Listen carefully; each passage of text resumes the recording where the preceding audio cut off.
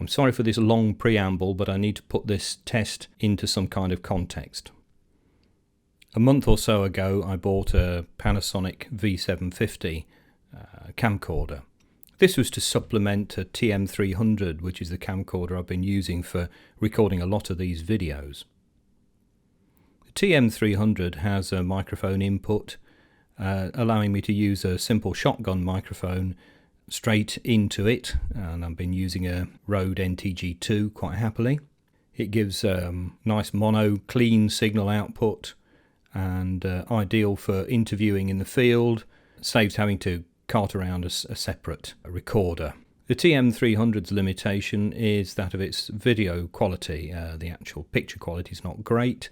It was probably good in its day about 6 years ago, but modern Panasonic camcorders certainly surpass that in terms of especially low light performance.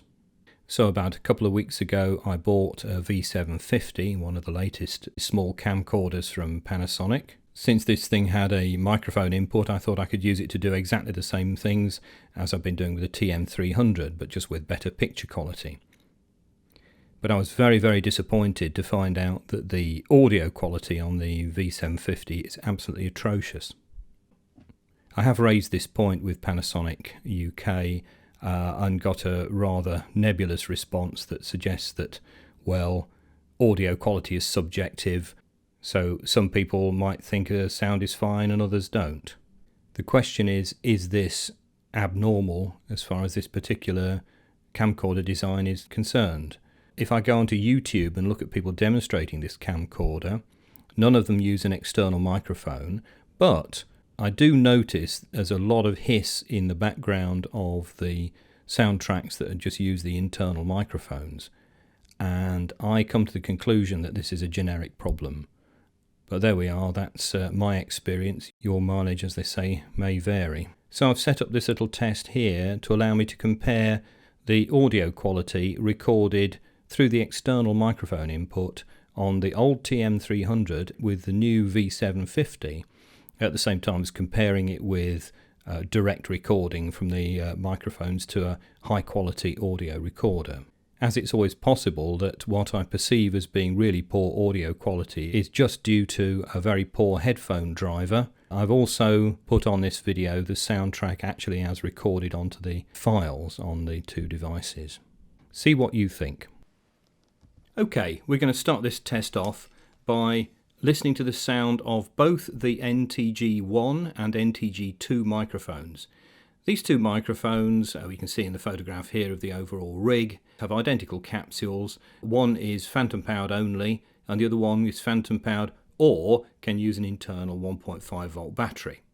Now, because the camera we're going to test, or the cameras we're going to test, neither of them provide 48 volt phantom power, and the NTG microphones are no good off the little 5 volt plug-in power, we're going to use the NTG-2 for the camera tests and going to use that with its internal battery. So there's the situation at the moment. In fact, NTG-2, as it's being recorded now, is not using phantom power from the R44 recorder. It is already running on its internal battery. I've had to increase the gain by about 6 dB on the NTG-2 channel, simply because when you use the battery you just don't get as much output, but it's a fresh battery, so I assume that's just part of the design of the microphone. Output from the microphone is not an issue here, by the way. So you're hearing the two clean the recording of both microphones, so quite clean because they're recorded directly into the little R44 recorder. Now I'm going to play to you on the soundtrack the output from the headphone socket on the V750. Now you can see here that the meters are going up and down. That's because it's using the internal microphone within this thing. I'm actually recording on MP4 format, which doesn't give you any kind of surround sound. You just get a standard stereo soundtrack. One of the things you may notice, if I compare the sound between the direct recording microphone and headphone output, that there's a significant delay. I'm just going to use this ruler here to do a bit of a slate so you can see what the situation is there. Let's do a slate here. Right, and we can use that to kind of calibrate what's going on with the delay between the channels. Obviously I'm recording both microphones and the two left and right headphone outputs from the V750 onto the R44, so they're all synced up quite nicely. So I should be able to indicate to you what the delay is when I do the edit.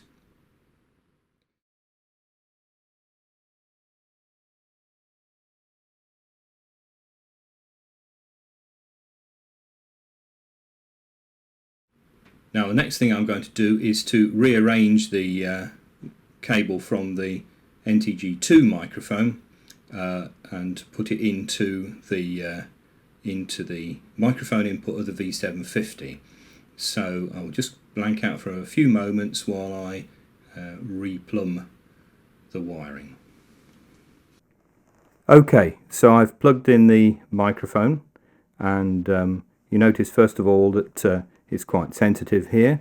So one of the things I'm going to do is to reduce the gain on that microphone. It was at -6 dB, I guess, and we bring it down to -12. Now at that level we've got a similar sort of looking record level to what we had using the internal microphones. Now again, you'll probably hear this horrible buzzing sound, which doesn't sound very good at all. The dialogue I've had so far with Panasonic, the person who responded said, well, of course audio quality is subjective. Well, I think that's a bit more than subjective personally, but we'll give it a whirl here. So let's just go back to listening to the direct recorded microphone, which is the NTG-1 of course now. So have a listen to that, and then let's listen to that on the left channel, and we'll have a listen to what's coming out of the V750 on the right channel. So you just get an idea of the quality difference between what's going in and what's coming out.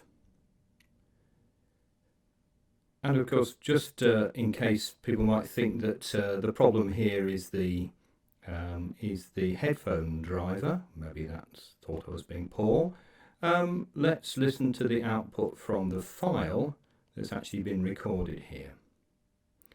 Okay, so that's the output. This is now the output from the recorded file. Again, I've got the NTG-1 clean recording on the left and the thing from the V750 on the right. Let's just finally give a quick demonstration then of the output from the V750 on both channels, which is the kind of result you would get if you were recording an interview with somebody. Now I've done that quite happily with the TM300 recorder, which is a predecessor camcorder to this V750, and although the TM300's actual optical quality is a lot poorer than the new machine, I think we'll find its audio quality is somewhat better. And I'm going to do that now because I'm going to stop this and I'm going to swap over the camcorders so that the V750 will actually be giving you this view of the TM300, and the sound will be that going through the TM300. So stand by while we just change these over.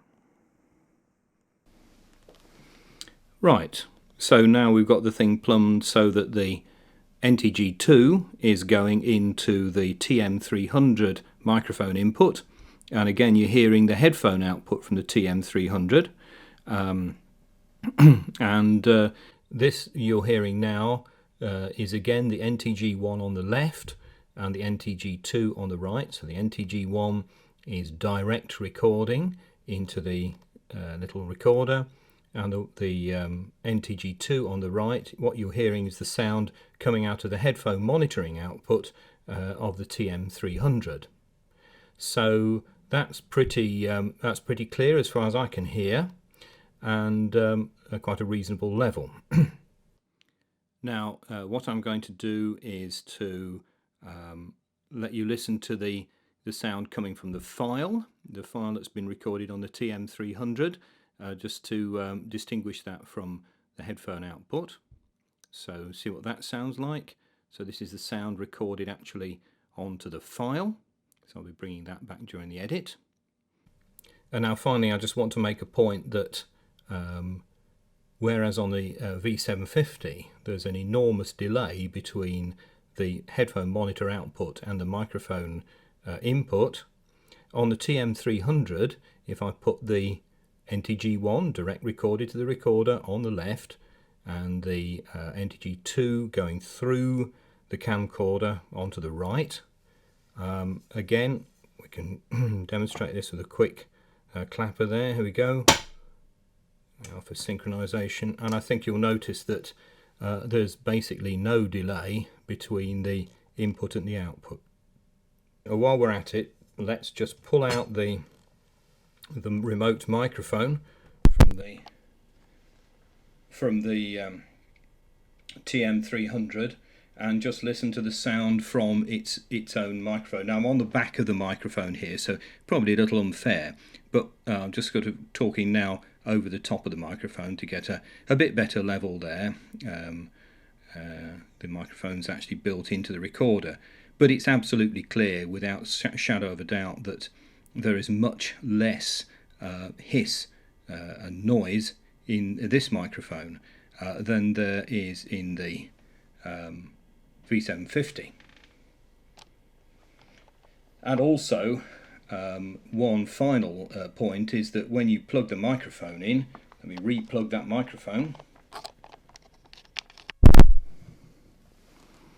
you don't get an annoying message coming up on the screen warning you that the microphone might get in the way of a zoomed shot, which is a pointless waste of effort, and also actually requires you to clear it before you can continue doing anything on the screen.